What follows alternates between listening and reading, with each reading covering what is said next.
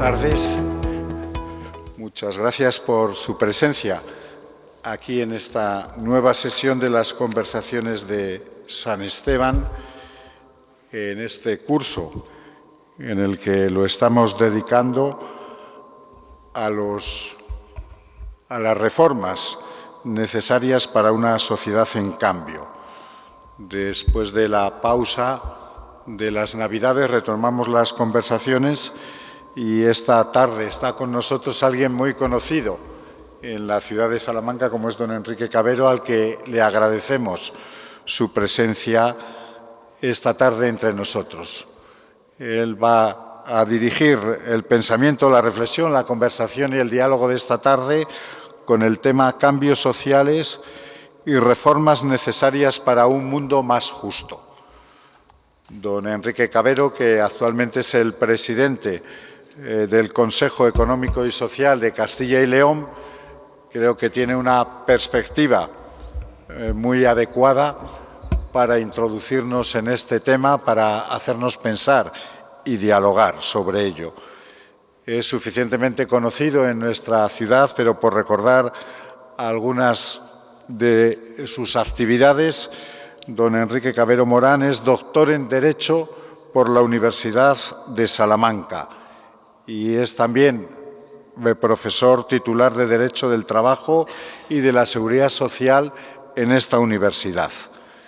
Desde el 2019 es presidente del Consejo Económico y Social de Castilla y León.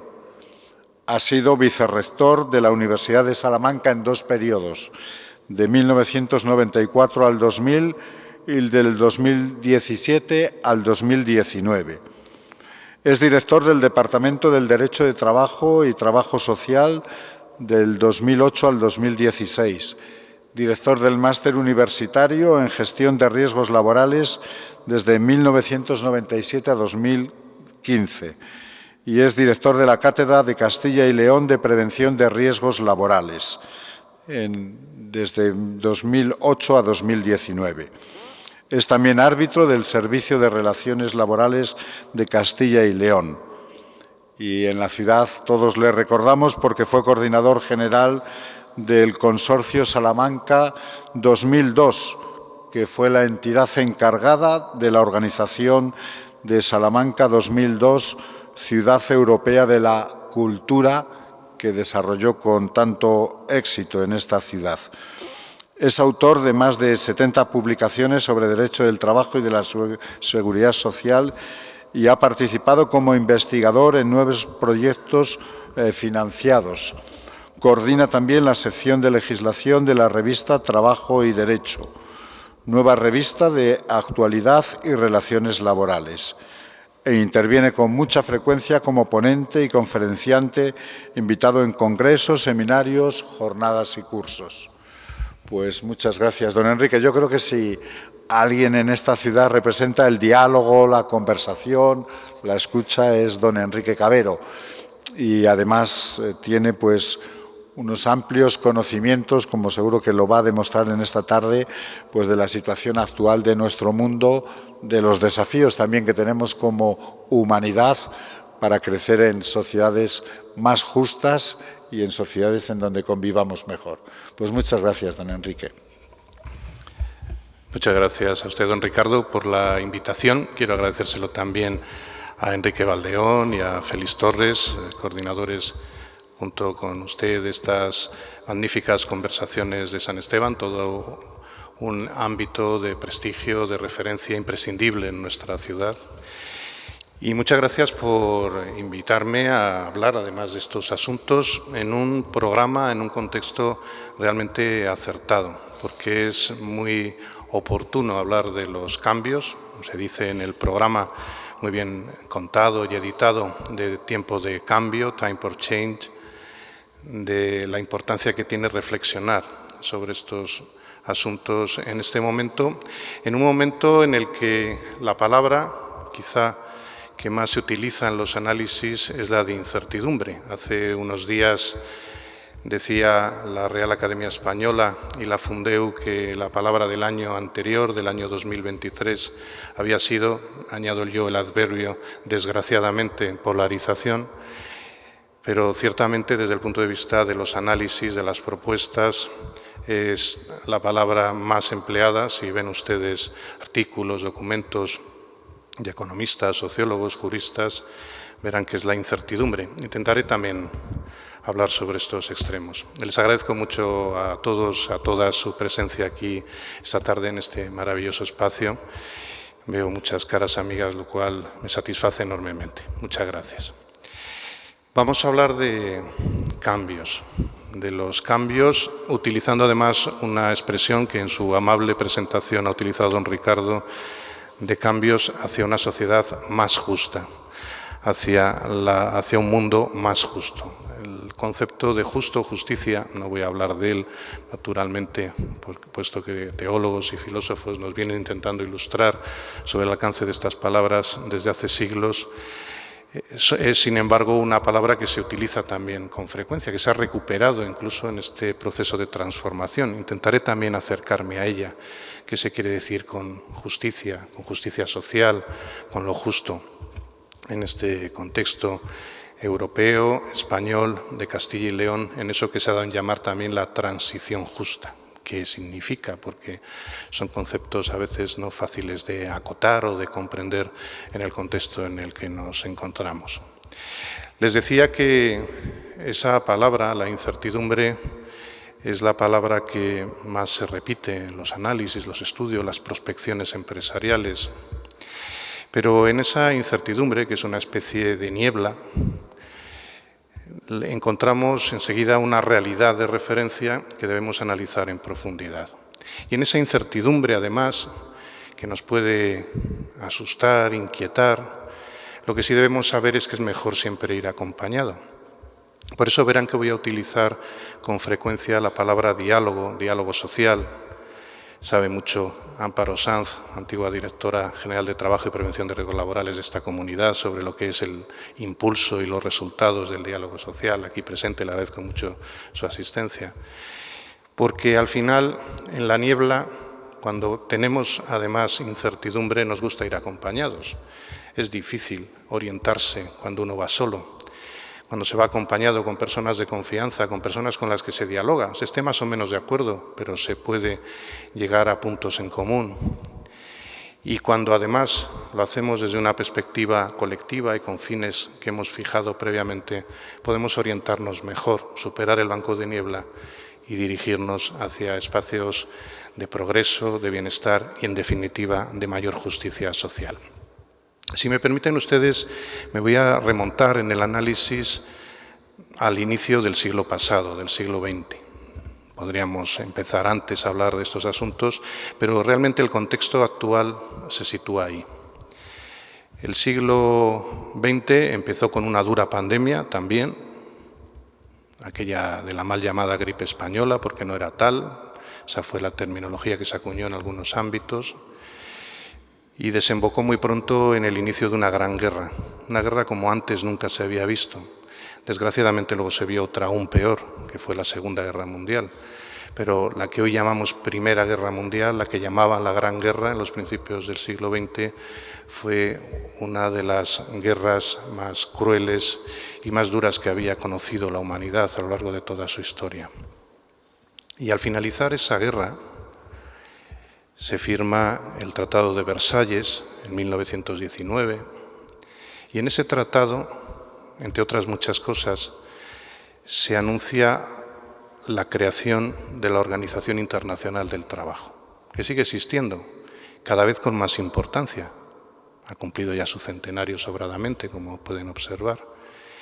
Y en la constitución de esa OIT, Organización Internacional del Trabajo, encontramos una máxima que es una referencia especialmente útil también en el contexto actual. Y es que solo es posible la paz universal y permanente a través de la justicia social. Si no hay justicia social, va a ser muy difícil que consigamos en un mundo complejo, más complejo aún el actual que el de hace 100 años, que exista una paz universal, permanente, duradera. Y lo estamos viendo en nuestros días.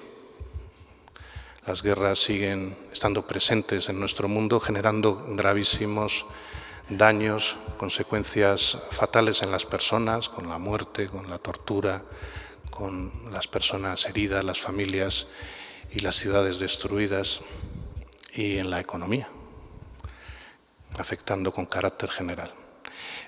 También lo dejo ahí en este punto, el aspecto económico, porque ha sido y es esencial para el análisis desde la actualidad. Pues bien, ahí tenemos una primera referencia, en 1919, la creación de la Organización Internacional del Trabajo, una organización internacional que es peculiar de entre todas porque es tripartita, están presentes los gobiernos, están presentes las organizaciones sindicales y están presentes las organizaciones empresariales. Ahí es donde de alguna manera se cimenta la importancia del diálogo social tripartito.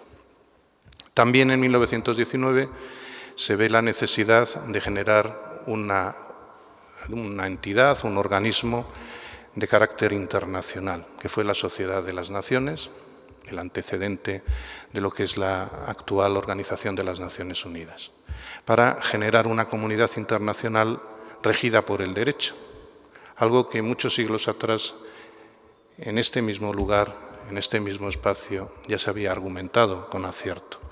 La importancia de los derechos y la dignidad de las personas, la importancia del derecho en las relaciones entre las naciones y en el funcionamiento de las mismas. La Escuela de Salamanca lo había indicado, el padre Francisco de Vitoria lo había argumentado sólidamente, casi 500 años antes, 400 y pico, no exageremos, pero en todo caso muchos, desde que se había argumentado aquí en Salamanca, en este convento, hasta que se convierte en realidad en la esfera internacional. Desgraciadamente esas medidas no dieron el resultado esperado, al menos de manera inmediata. Empezó la Segunda Guerra Mundial, más terrible aún, y precisamente de los desastres de aquella Segunda Gran Guerra nació una reacción de la comunidad internacional. Una reacción que quiero concretar en tres extremos.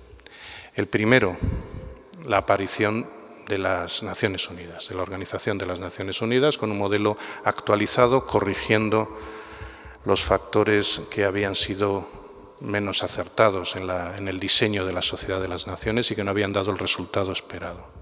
En segundo lugar, aprobando una Declaración Universal de los Derechos Humanos.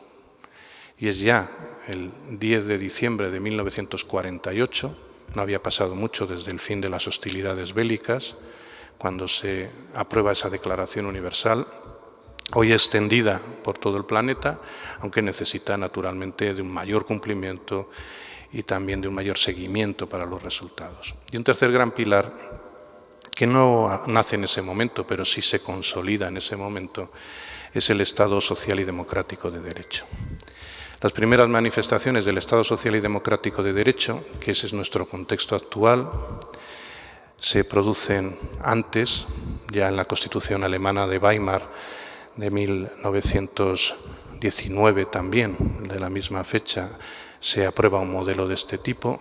En la Constitución mexicana de 1917 ya se había dado un paso muy importante en el continente americano en esa línea, pero será después de la Segunda Guerra Mundial, en todo el proceso de reconstrucción, de búsqueda de los derechos de las personas, de justicia social, de racionalización de las relaciones entre los Estados, cuando se consolida la fórmula del Estado social y democrático de derecho.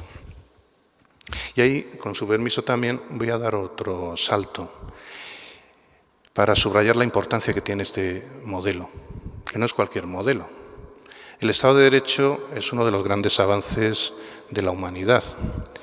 Un avance que se produce en la Ilustración, con las propuestas ilustradas sobre el derecho, también sobre la economía, van parejas, donde se articula el sometimiento de los poderes al derecho, sin excepción, la división de poderes y el reconocimiento de derechos.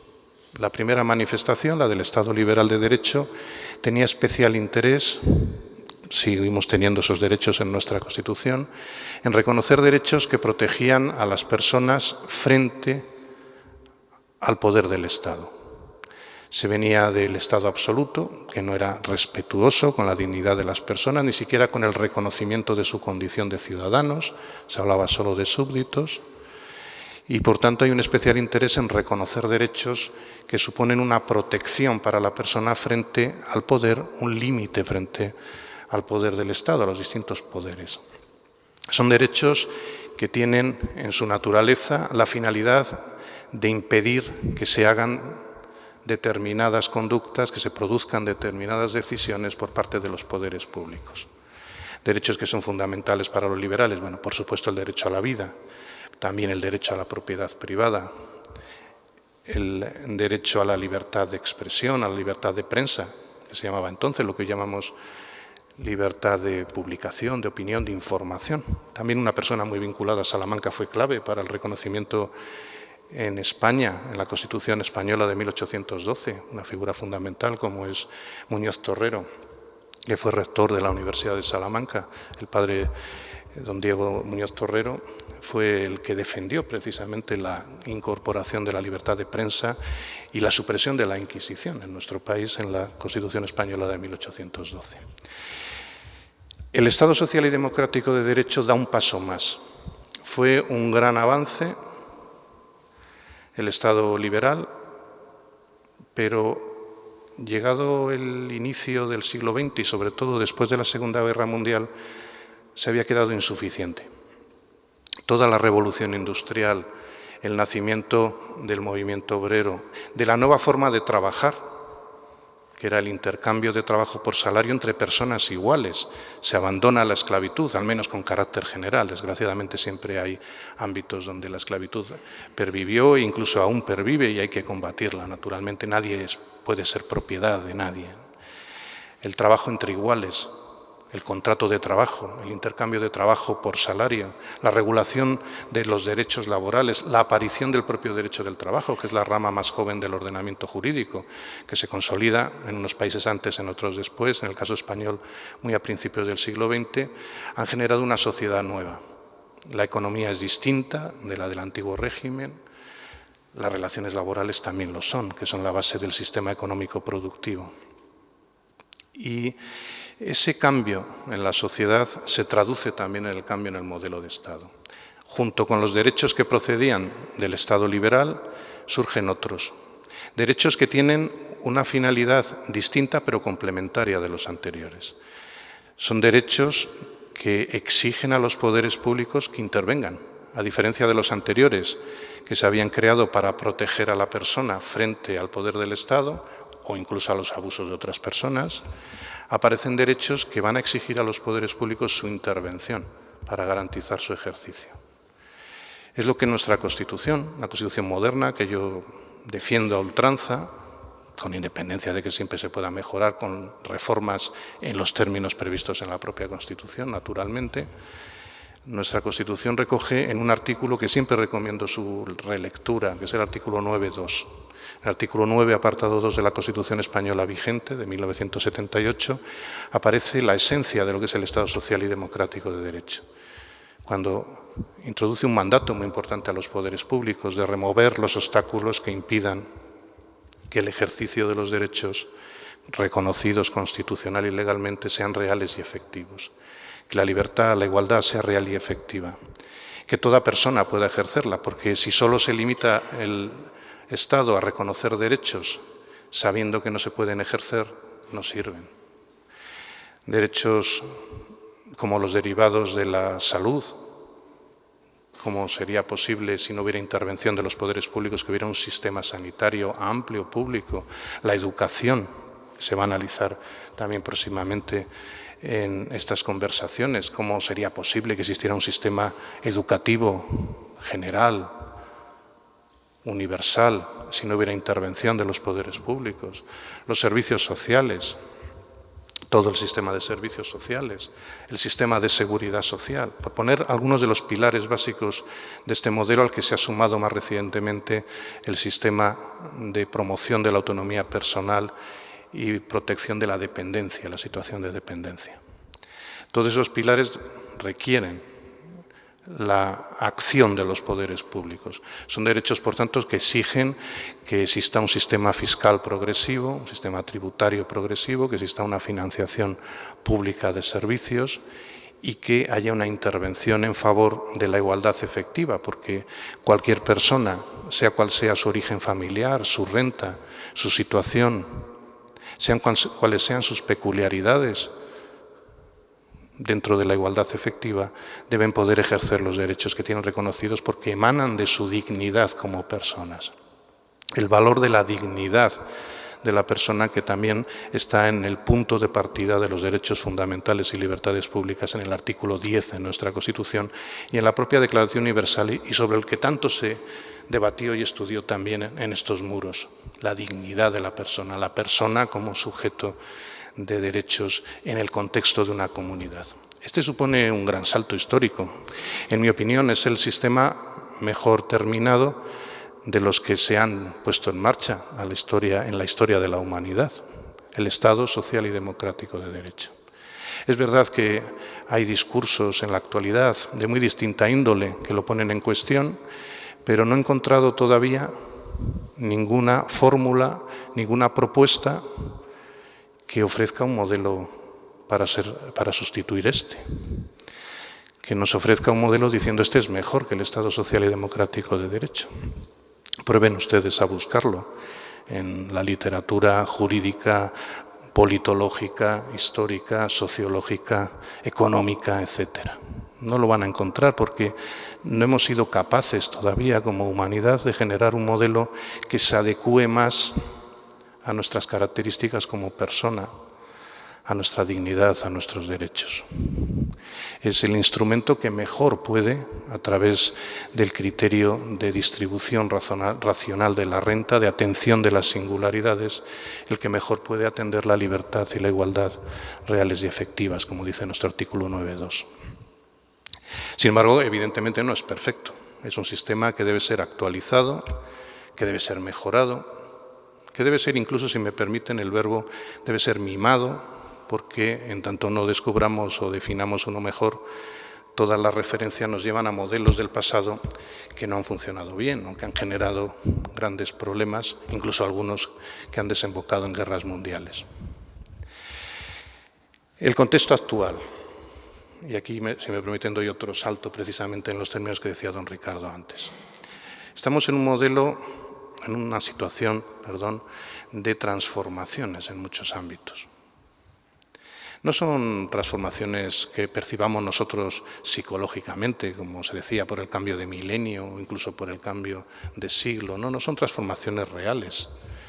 Nuestro entorno cambia, las exigencias cambian. Los modelos no pueden ser rígidos porque han de adaptarse a una realidad cambiante. Hay otras generaciones, hay otra forma de ver la realidad, hay nuevos problemas, hay otros instrumentos que utilizamos a diario que nos pueden ayudar a solucionar esos problemas o a agravarlos, según cómo los utilicemos o seamos capaces de afrontar la realidad.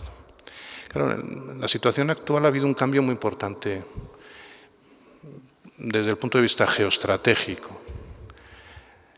El mundo que conocíamos, el que se fue construyendo con estos parámetros que les he dicho, con distintos ritmos en unos estados y en otros, porque los avatares históricos han sido distintos.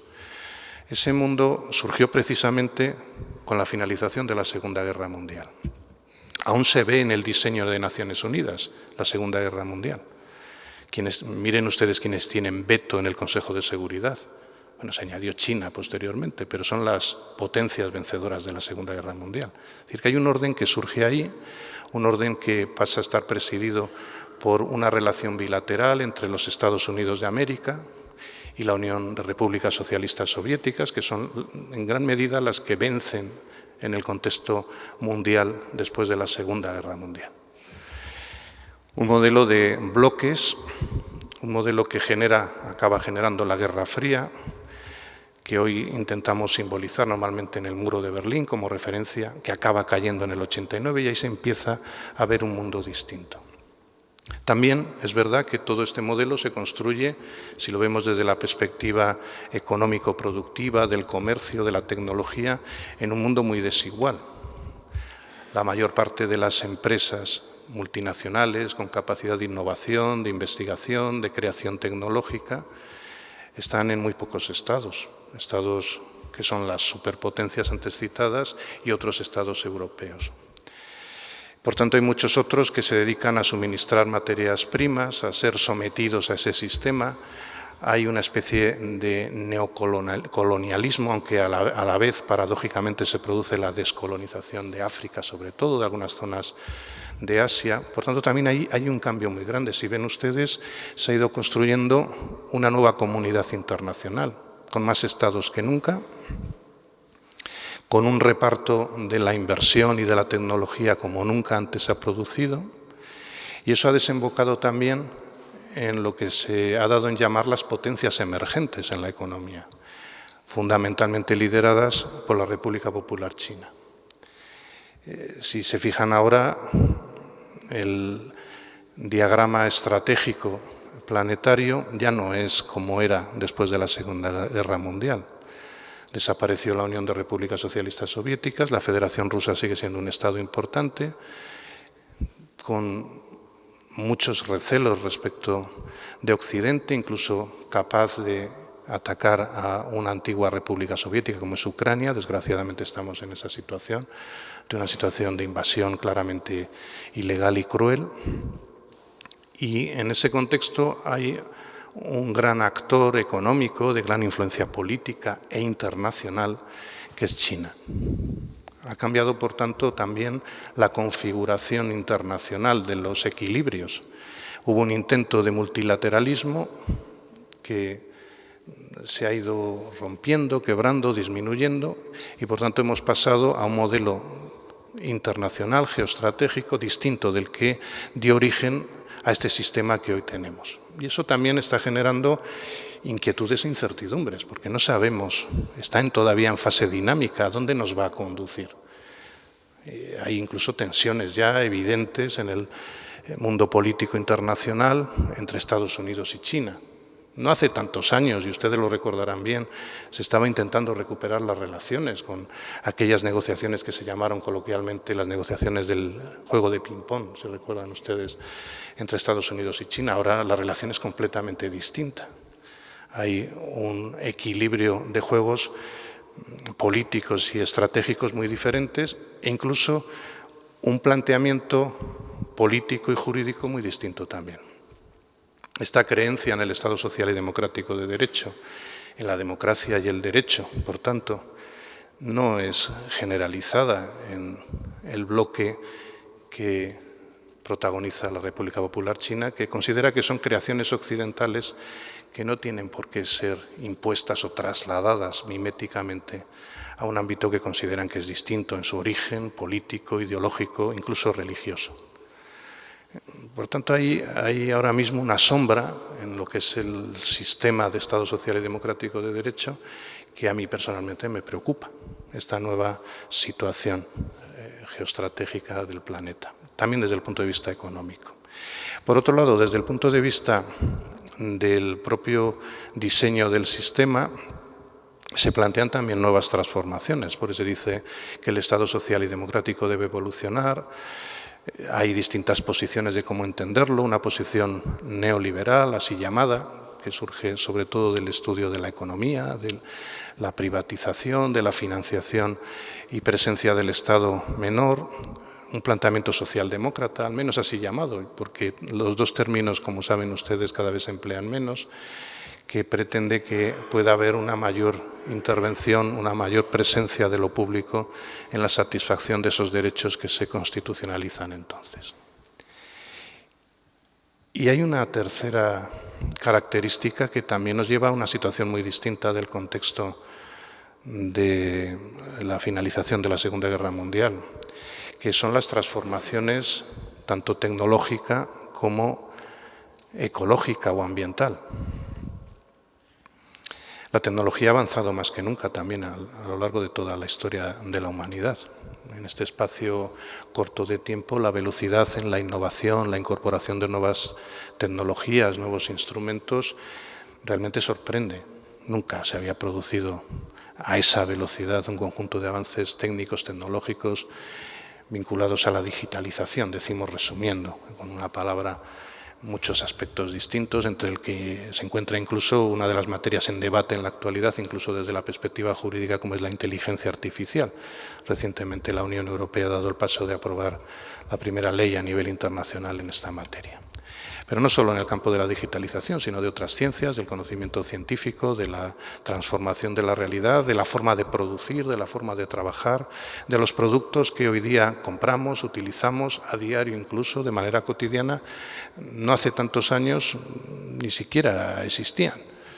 Si a mí me dicen cuando estoy estudiando la carrera que los estudiantes van a poder consultar, con buen uso, la jurisprudencia del Tribunal Supremo en cualquier momento, llevándola en el bolsillo, yo que tenía que consultar unos tomos de la Aranzadi que a veces pues lo primero que hacías era estornudar cuando empezaba a salir polvo de aquellas páginas, pues no me lo habría imaginado, sin más, no tanto creído, sino imaginado.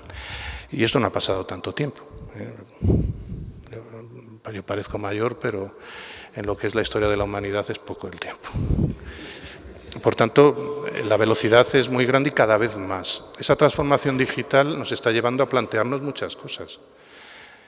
Se habla del trabajo, la naturaleza, el contenido, las relaciones laborales, la atención sanitaria, los servicios sociales, y tienen usos importantes que no hay por qué temer ni tienen por qué generar incertidumbre, sino que al revés, son nuevas oportunidades, como ha sucedido a lo largo de la historia cuando ha habido avances técnicos. Cuando se inventó por Gutenberg la imprenta, pues también generó recelos sobre lo que se iba a imprimir o la utilidad que iba a tener, y luego vimos que, bien utilizada, era muy útil. Pues ahora sucede lo mismo, si me permiten ustedes una comparación un tanto exagerada. Y por otro lado hay una transformación que es la transformación ambiental.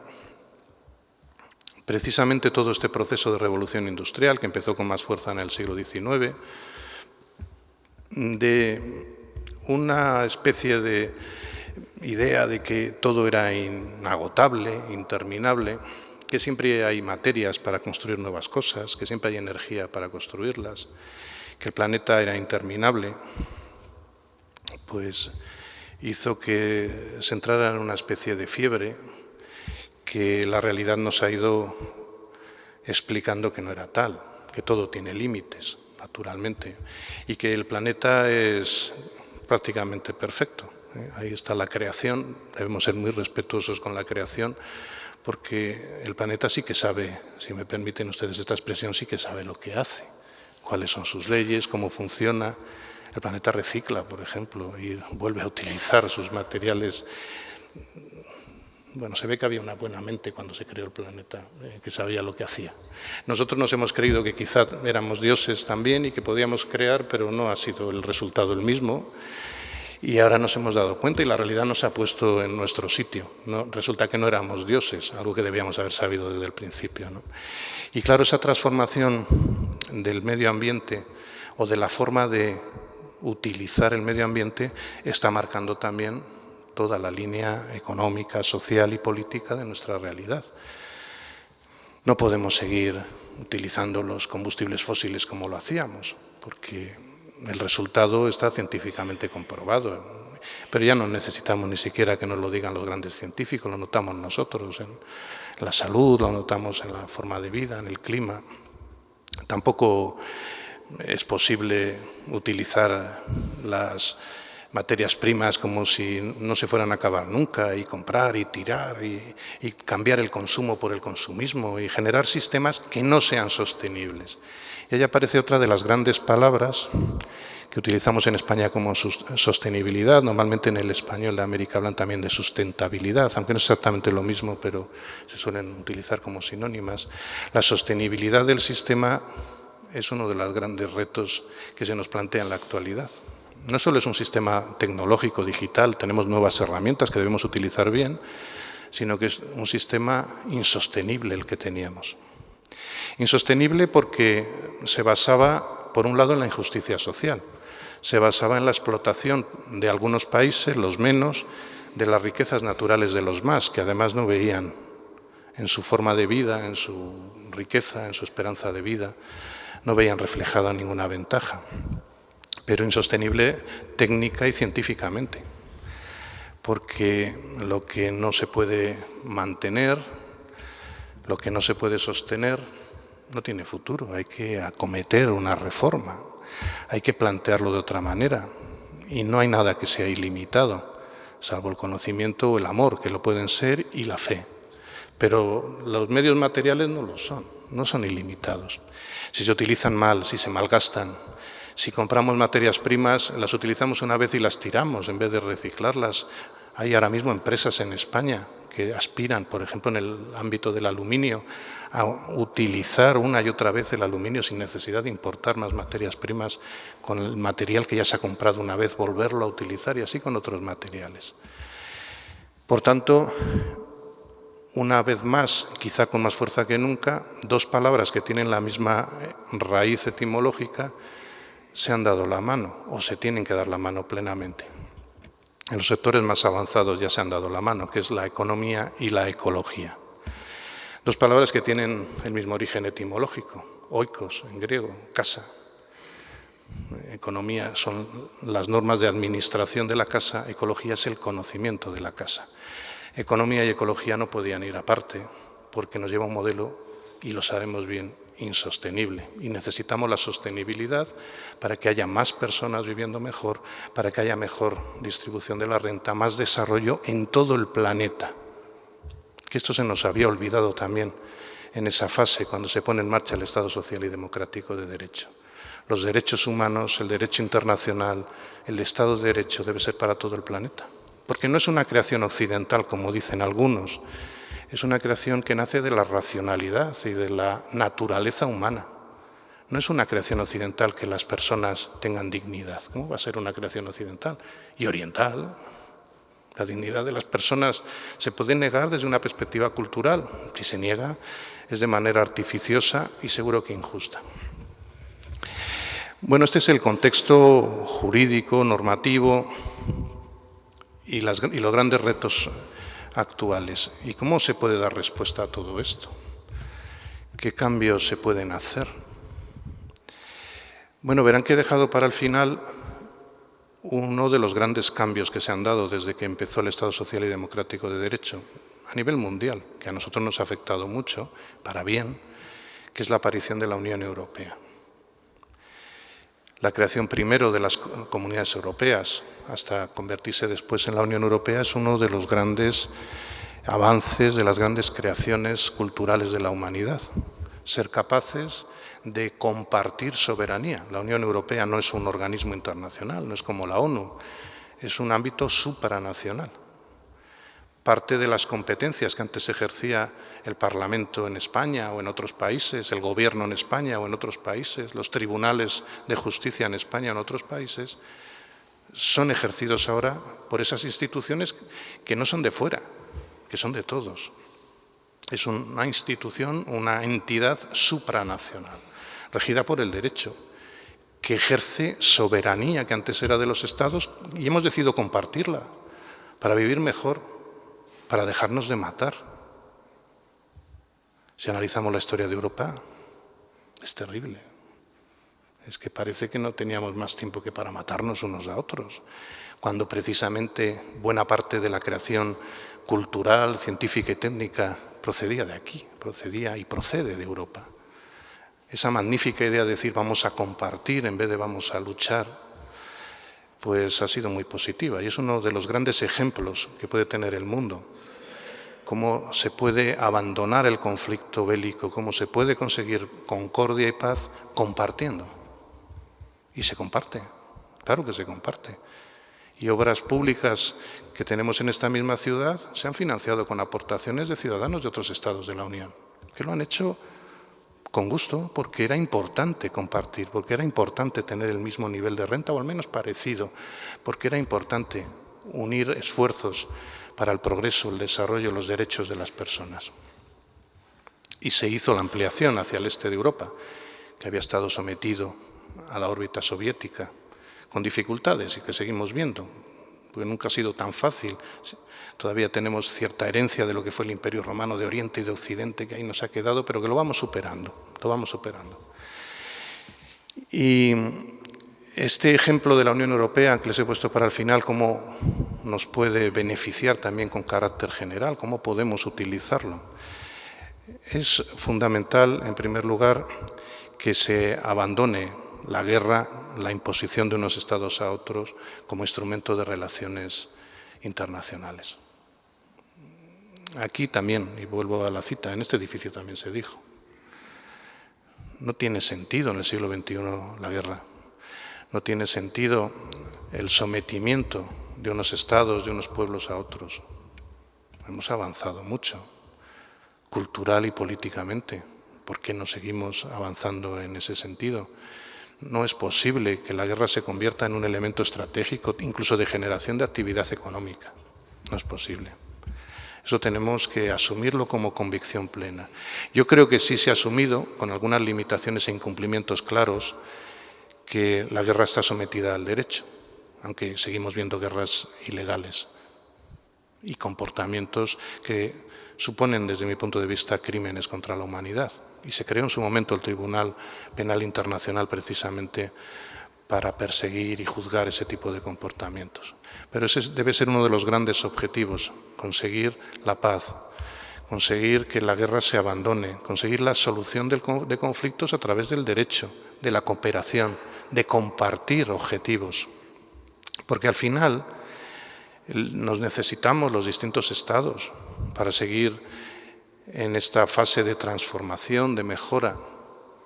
Los resultados de no compartir, los resultados de someter, de explotar, ya sabemos cuáles han sido a lo largo de la historia. Ha sido el desastre más absoluto. Cuando unos estados se imponen a otros, cuando unos estados contaminan en otros, cuando unos estados se llevan las materias primas y las fuentes de energía de otros, lo único que se crea es injusticia y a veces incluso odio. Y la ira genera odio, lo sabemos bien. Lo tenemos escrito en la Casa de la Concordia, en esta ciudad, muy cerca de aquí. Es la concordia la que nutre el amor. Por tanto, lo que necesitamos es acabar con la guerra de una vez y llegar a grandes acuerdos, no necesariamente de integración, pero sin duda de colaboración intensa en sectores estratégicos. En segundo lugar, necesitamos que los derechos de las personas sean comunes en todo el planeta. Ese es el gran objetivo ya desde el año 48. Que la Declaración Universal de los Derechos Humanos, que insisto, no es una creación occidental, es una creación de la razón humana, sea aplicable con el mismo nivel de tutela y de promoción, de garantía en todos los estados. Creamos en el concepto de comunidad internacional sometida al derecho. No nos basta con que algunos estados crean en ese modelo, tiene que creer la comunidad internacional. Mientras no se dé eso, se va a dar la injusticia. Se va a dar la injusticia social, se va a dar el odio y el resquemor y, por consiguiente, no vamos a ser capaces de dar respuesta como humanidad a los retos que tenemos por delante. Y, en tercer lugar, tenemos que ser conscientes de la importancia del diálogo, que es la palabra que utilizaba al principio. Es una de las palabras más bellas que tenemos en la lengua española y en otras. Esa posibilidad de atravesar el conocimiento, la persona, de compartir opiniones que pueden y deben ser muchas veces distintas, incluso contrapuestas, porque precisamente de la contraposición de ideas es de donde suele surgir la luz. Nadie tiene la verdad absoluta. Por tanto, debemos ser conscientes de que hay que aprender y que hay que contrastar y que hay que tener afán de concordar. Otra palabra bella es la palabra concordia, que nos lleva al corazón. Diálogo a la mente, al conocimiento, concordia al corazón. Las dos referencias básicas del comportamiento humano. Esto puede parecer quizá ingenuo, pero no lo es. Es la base fundamental de los ejes de transformación que tenemos. Por eso hablamos de cambios justos, hablamos de transición justa, tanto en los estados como en los continentes, como en las relaciones internacionales. Y transición justa es que los cambios no deben suponer la explotación o la pérdida de derechos por una parte, en beneficio solo de normalmente una pequeña parte de la sociedad o de la comunidad internacional. Nos vale el esquema tanto en el Estado como en el ámbito internacional, sino que debe ser una transición dialogada, acordada, razonable y que comparta esfuerzos, porque hay que hacer esfuerzos, claro, quien diga que no hay que hacer esfuerzos no nos dice la verdad, hay que hacer esfuerzos, pero a la vez hay que tener resultados positivos compartidos. A mí me parece, y con esto concluyo para no extenderme, que estamos en un momento de la historia en la que se espera que demos resultados y soluciones. Es difícil dar resultados y soluciones positivas, pero es imprescindible. No es un ejercicio puramente de laboratorio, de pensamiento, sino que es un ejercicio con aplicación concreta. Basta ver las noticias en la televisión, oírlas en la radio, leerlas en los medios escritos, y a veces uno no sabe si está viendo un telediario o está leyendo el Apocalipsis, porque realmente las noticias podrían estar reflejadas en el texto del Apocalipsis normalmente todos los días, ya no un día extraordinario. Por lo tanto, la situación es difícil, ciertamente, pero también hay un elemento positivo en todo este contexto que nos ilumina en la incertidumbre, que es el conocimiento. Decimos que estamos en la sociedad del conocimiento. Es verdad que el conocimiento siempre ha sido clave en la transformación de la sociedad, pero ahora tenemos la oportunidad de tener un conocimiento compartido, un conocimiento profundo de nuestra realidad desde todas las perspectivas, y lo que falta es la voluntad de dar el paso en esa transformación. Discutimos y debatimos muchas veces en la esfera pública asuntos que no tienen la relevancia que se les da. Seamos conscientes. Incluso se está debatiendo hoy mismo si la mascarilla sirve o no sirve para evitar contagios, con gran interés, seguro. Es un debate que tiene mucho interés, pero que yo no le veo de verdad consecuencia en lo que estamos hablando hoy, en las grandes transformaciones. Y no se habla de eso, de las grandes transformaciones, porque son debates que están en el medio y largo plazo, que no se adaptan a los ritmos electorales, que en algunos contextos continentales no interesa hablar de ello. Y tenemos que hablar, tanto en el ámbito interno como en el de la Unión Europea, que hay que fortalecerla, como en el ámbito internacional, de los asuntos que son claves. La transformación de la tecnología, la transformación del trabajo, acabar con la injusticia social, acabar con el hambre, con la sed, evitar que mueran todos los días niños y niñas, también personas mayores, pero niños y niñas porque no tienen siquiera agua que beber. Eso no lo puede consentir la humanidad. Ese es un asunto que debemos hablar. Se estableció la Agenda 2030 para hablar de esto, antes los fines del milenio. Bueno, tenemos de una vez por todas que tomar esas decisiones, evitando decisiones imperialistas que están trasnochadas y que lo único que llevan es al sufrimiento y a la muerte. Es imprescindible, por tanto, reactivar la comunidad internacional, una comunidad multilateral.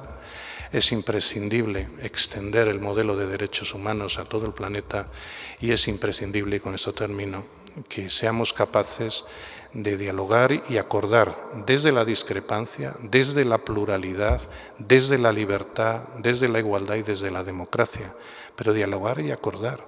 Yo me resisto a creer, aunque hay personas que me lo dicen, que es que no está de moda. ¿Cómo es posible que las modas puedan llegar a eso?